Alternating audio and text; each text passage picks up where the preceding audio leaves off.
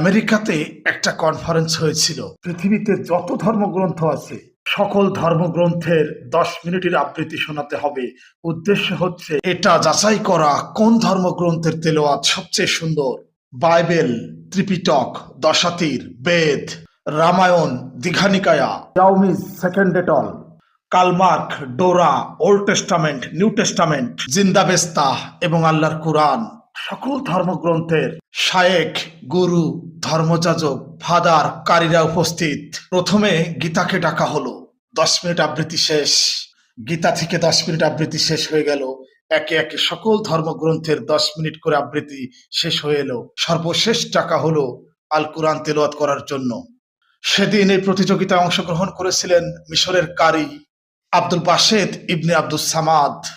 তিনি দাড়ি রাখেন না, ক্লিন শেভ, পাতলা একটা চাদর গায়ে তিনি সেখানে উপস্থিত। আউযু বিল্লাহি মিনাশ শাইতানির রাজিম বলে এমন একটা টান দিয়েছে, এরপর সূরা ফাতিহা পড়া শুরু করেছে। তিনি শুধুমাত্র সূরা ফাতিহা পড়তে সময় নিয়েছে 13 মিনিট। বিচারক তো লাল বাতি চাপে না। কারি আব্দুস সামাদ আল বাসেত যখন দেখলেন বিচারক লাল বাতি চাপে না, তিনি তখন সূরা আর রহমান তেলাওয়াত করা শুরু করলেন। সূরা আর রহমান তেলাওয়াত করতে সময় নিয়েছিলেন 30 মিনিট। বিচারক তখনও লাল বাতি চাপে না। গলায় যত সুর, দরদ, আদর ঢেলে দিয়ে সুরের ঝংকার তুলে পুরো কনফারেন্সকে মাতিয়ে দিলেন। বিচারক তখনও লাল বাতি চাপে না। অর্গানাইজিং কমিটির একজন এসে বিচারকের গায়ে ধাক্কা দিয়ে বলে, why you not push the red button? আপনি লাল বাতি চাপেন না কেন?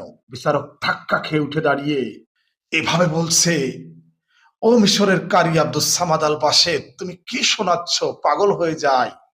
বিচারক এভাবে বলে উঠল, ও মিশরের কারি আব্দুস সামাদ আল বাসেত, তোমার যতক্ষণ মন চায় তুমি তেলাওয়াত করতে থাকো।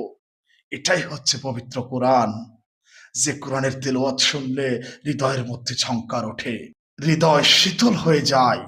আর সেই কোরআন আমরা পড়তে জানি না, সেই কোরআন পড়ার জন্য আমরা চেষ্টা করছি না, সেই কোরআনকে আমরা হৃদয়ে ধারণ করছি না।